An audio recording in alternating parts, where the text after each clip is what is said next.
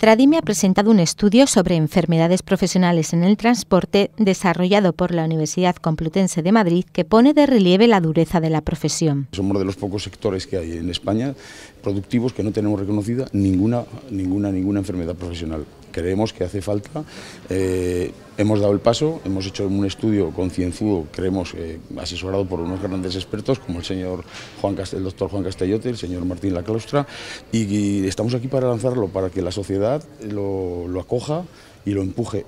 Además es un proyecto para toda España, pero que nace en Aragón. El informe constata riesgos por las condiciones de trabajo peligrosas y en ocasiones tóxicas, que además se ven agravadas con la edad. Reconocemos que el periplo desde estas demandas justas hasta hacer efectivo el reconocimiento, la declaración o el registro de una serie de enfermedades profesionales o de petición lógica de edad de jubilación anticipada, como es el caso, requiere de una constancia apoyada, sí, en investigaciones, no en meras reclamaciones. La investigación también denota una falta de relevo generacional por ser una profesión de por sí desincentivada. Es nuestro deber también hacer esta profesión atractiva para que venga gente joven, para que tengamos ese relevo, como muy bien dices, y esto creo que es algo muy importante, que la gente vea que puede ser su enfermedad reconocida en caso de que por desgracia le ocurra y que puede llegar a un punto, pues como los mineros, como marineros, como otros muchos sectores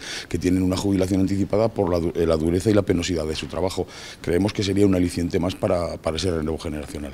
Durante la jornada también se ha dado a conocer la app Cristóbal, que ayuda a los profesionales a cuidarse y a solucionar los problemas de asistencia sanitaria, además de ofrecer la posibilidad de encontrar las mejores áreas de servicio para el descanso. Siempre los asistimos o en los accidentes o en los fines de semana. Nunca pueden venir entre semana, hacerse un chequeo ni a la cita con el especialista por las características laborales. Entonces pensamos, vamos a hacerle la asistencia más fácil, tanto urgente como no urgente, y mediante mapas poder geolocalizar profesionales sanitarios que dan un servicio en tránsito. Con este estudio se avala la necesidad de que los profesionales del sector puedan acogerse a una jubilación anticipada con coeficientes bonificadores, una petición que se va a trasladar a las Cortes para que se tenga en cuenta a nivel nacional.